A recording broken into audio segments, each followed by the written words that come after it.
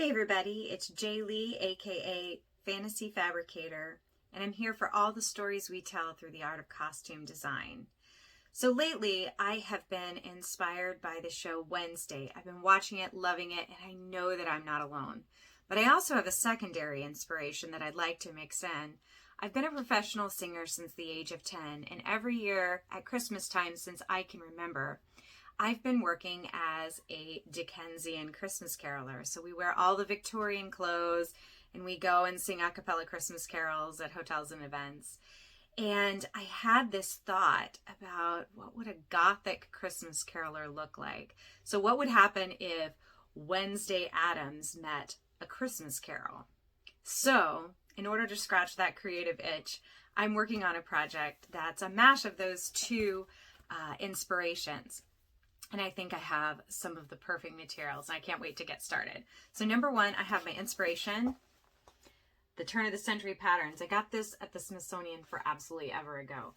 And I have marked a particular costume, which is a women's street costume. And I think it's really going to be absolute perfection for what I'm looking for. This wonderful, beautiful Gothic lady. What do you think? I found a butterick pattern that I think is really going to fit the bill. And I found the perfect materials. So because we're going Gothic, we're looking for grays, gunmetal, silver, charcoal, black, and maybe a little bit of cream to highlight or ivory. But mostly we're going to be looking for those really muted tones. So let me take you to the materials table and show you what I got. So I'm here at the materials table and I found the most beautiful poly satin. And unfortunately, we're not working with a silk taffeta budget, but I thought this was so great because of the luster that it gives. And it does have a little bit of that sound that you would get with that really lustrous, rich fabric. And this trim, oh my goodness, I'm in love. It's got so much depth and so much detail, and also brings that black in to really ground it. So it's going to make a lovely accent. We're going to use this for cuffs and collar, and also this lace for the overlay along the sleeve area. So I can't wait to work with these materials. I think they're going to be absolutely beautiful for this. As I was considering what I was going to do for the millinery aspect of the costume, I remembered that a while ago I had bought a Black Dahlia silk flower, and I can't wait to use it. I've got some feathers that I think are going to go beautifully with it, and I may add a little bit of netting as well. I've got some black netting that I think is going to go great. So that's what I'm going to do as far as the hat goes, and I think I'm going to go for a teardrop hat, but we'll see what happens. This is where I'm thinking it's going to go. So I had a bit of a think about the hat portion. I think I'm going to start from the top down with this costume. And one of the main things I wanted to work on is that teardrop hat. I traced out a pattern that I'm going to use, and then I did a paper mock-up of this. This is just going to come to a point on the forehead, and I'm going to trim this with some lovely kind of dangly trim that's going to give it another edge. So what I'm going to do is cut 1, 2, 3 of these, and then each of these corners, the little dart pieces that are cut out, I'm going to sew together just like I taped the mock-up.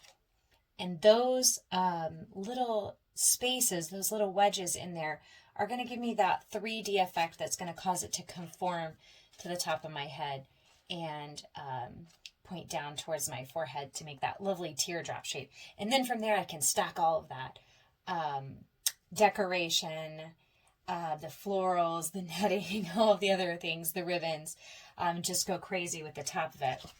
And what's actually going to hold it onto the head is this comb inside that's going to go backwards as it slides onto the forehead. And that's what's going to hold it on. So I'm going to get started on that, and I'll show you the next steps. Okay, so as you can see, I have sewn together each of the little darts surrounding the edge of the hat, and that's what's creating this 3D teardrop shape that's eventually going to go towards the forehead.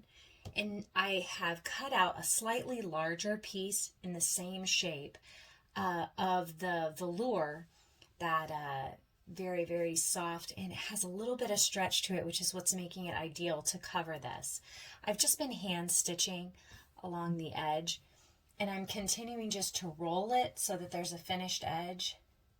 I'm rolling it tightly, and then I'm just making really, really small, neat stitches along the edge. The nice thing about hand stitching is that it allows me to be able to conform it exactly to the outside edge. And I don't know if I mentioned before, but this underside here is just black felt. It's just a black felt, and it works really, really well for hat making. It's strong, it's stable, and it adapts to 3D very, very well.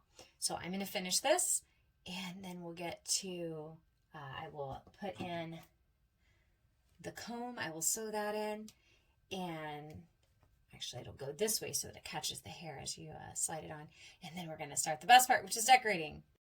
So we applied just a little bit of trim on the outside edges. Try to zoom in close so that you can see it's kind of got a little bit of a fringe, and I started by just grouping some netting on the top, and it's going to extend down.